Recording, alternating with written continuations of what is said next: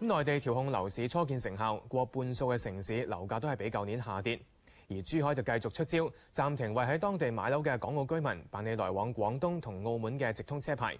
有學者係認為咁樣顯示咗當局調控樓市嘅決心。由駐廣州記者趙婉婷報道。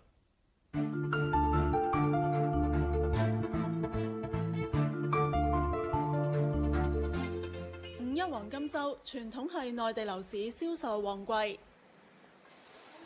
喺廣州、海珠、越秀、天河等區區都有新盤，咁總共提供5萬幾個單位。內地樓市低氣壓籠罩下，廣州樓價半年嚟跌咗1成。有地產代理認為市中心樓價見底。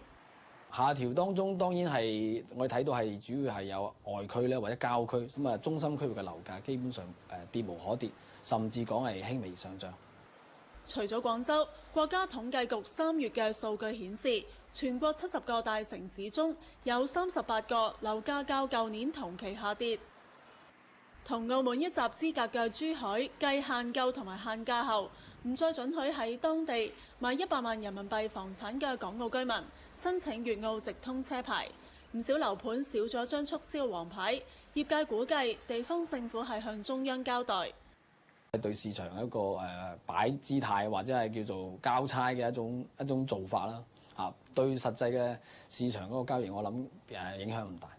有學者認為措施傳達強烈嘅訊息。中央政府是希望房地產價格回歸到一個理性的狀況的話，他就會考慮，如果我不全部降價的話，至少我部分要開始了。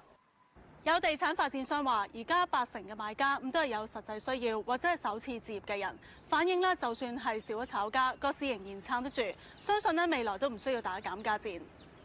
無線電視駐廣州記者趙婉婷報導。同喺廣州嘅趙婉婷傾下啦。趙婉婷啊，內地咁多城市嘅樓價都跌啦，有冇話邊一啲地區跌得多啲呢？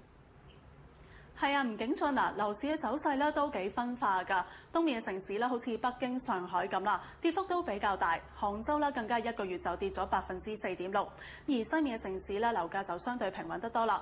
咁其中咧西寧啦、烏魯木齊同埋大連啦，甚至係有輕微嘅上漲。不過學者都提醒翻，樓市嘅調控咧都會持續多2-3年㗎。如果諗住而家入市咧博佢大升嘅話咧，就可能要冒啲風險啦。今個星期咧就講到呢一度。好啊。